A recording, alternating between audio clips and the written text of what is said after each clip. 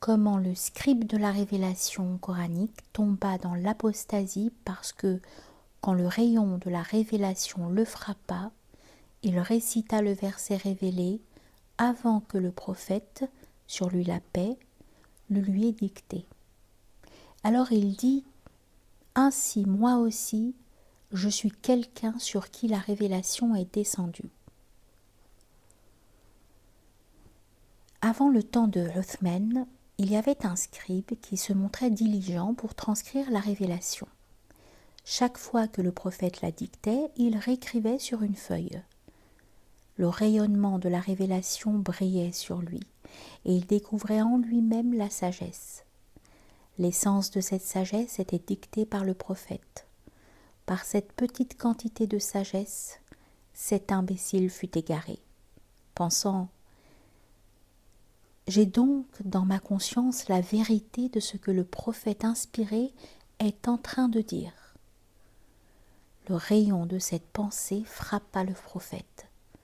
Le courroux de Dieu descendit sur l'âme du scribe. Il abandonna à la fois son travail de scribe et l'islam.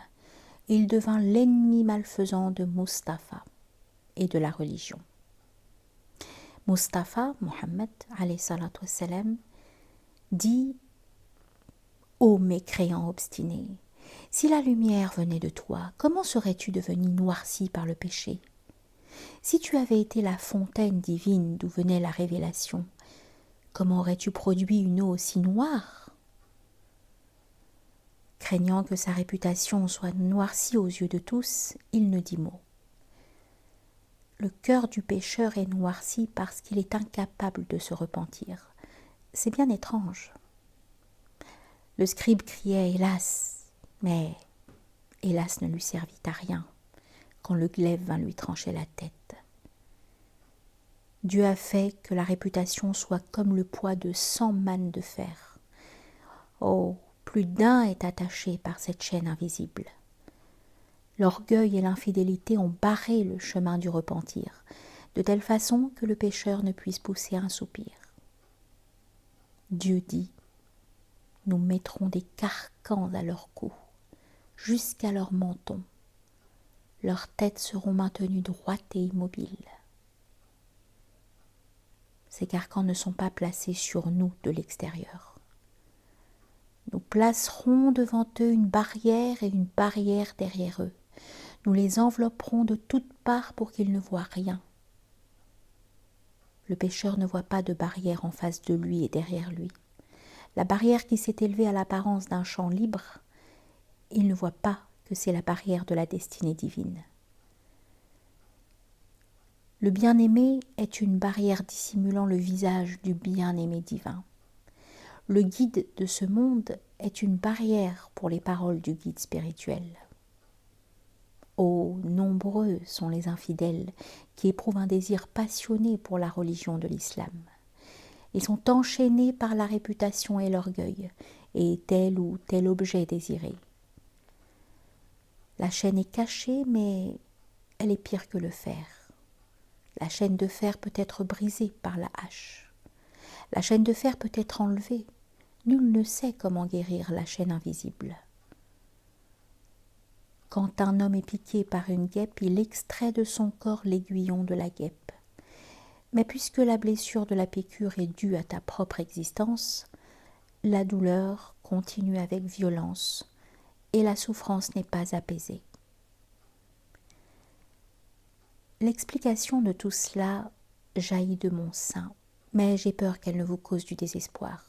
Non, ne désespérez pas, soyez joyeux, appelez à l'aide celui qui répond à l'appel, disant « Pardonne-nous, ô toi qui aimes à pardonner, ô toi qui détiens le remède à cette vieille gangrène. » Le reflet de la sagesse égara ce pauvre Er, le scribe du prophète. Paix et bénédiction de Dieu sur lui. N'aie point de vanité, de crainte qu'elle ne te détruise.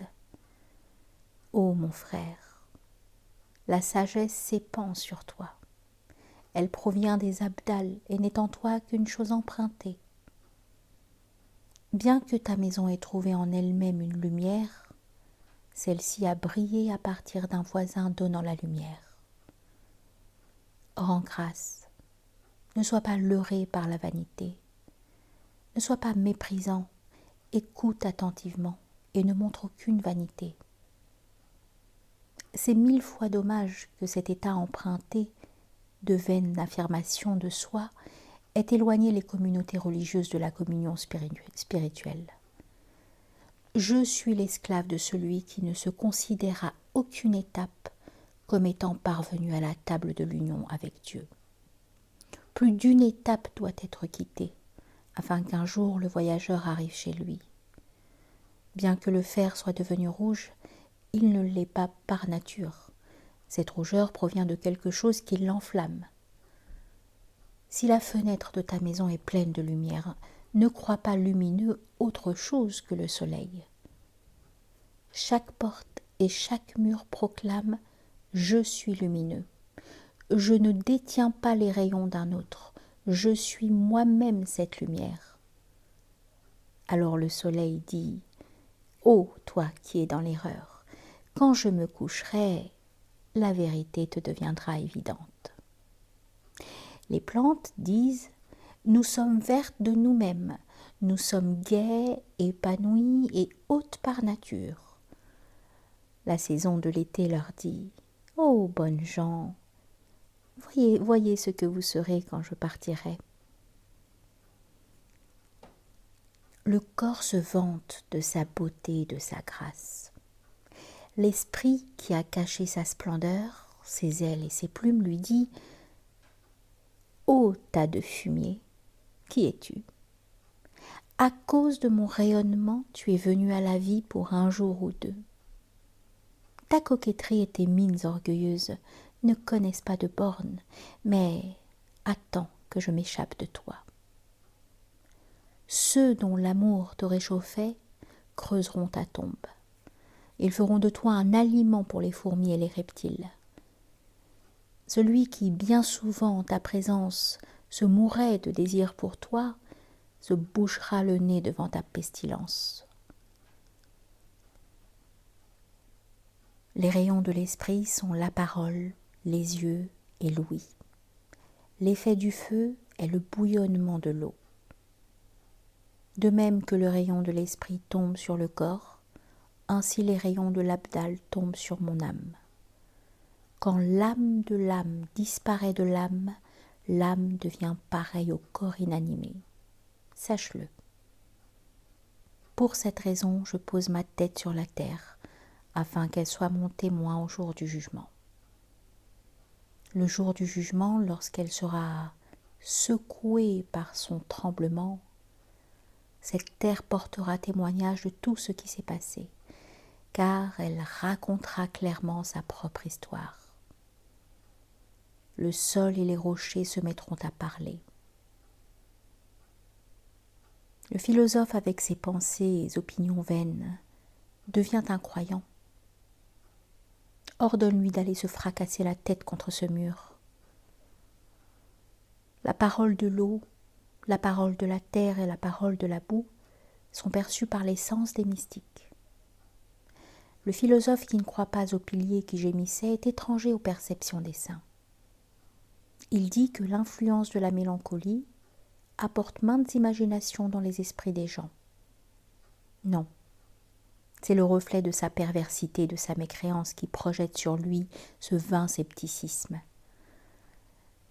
Le philosophe arrive à nier l'existence du démon et en même temps, il est possédé par un démon. Si tu n'as pas vu le démon, regarde-toi toi-même. Sans possession diabolique, il n'y a pas de noirceur sur le front. Quiconque a des doutes et de la perplexité dans son cœur est dans ce monde un philosophe en secret. Il professe une foi ferme, mais à un moment ou l'autre, cette tendance philosophique lui noircira la face. Prends garde, ô toi croyant, car cette tendance se trouve en toi. En toi existent maints mondes infinis. En toi sont les 72 sectes. Malheur à toi si un jour elle te domine. De peur de cela, quiconque a la chance de posséder cette foi de l'islam tremble comme une feuille. Tu t'es moqué d'Iblis et des démons parce que tu t'es considéré comme un homme de bien.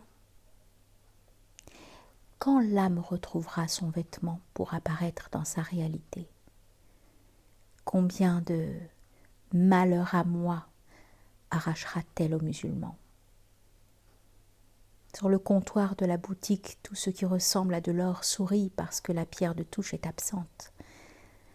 Ô toi qui couvres nos fautes, ne retire pas de nous ce voile. Protège-nous lorsque nous serons jugés. La nuit, la fausse monnaie rivalise avec l'or. L'or attend le jour. Sans parole, l'or dit: attends, ô métal de pacotille, jusqu'à ce que le jour se lève. Pendant des centaines de milliers d'années, le maudit Iblis était un saint et le prince des vrais croyants. À cause de son orgueil, il combattit Adam et fut couvert de honte comme du fumier au matin.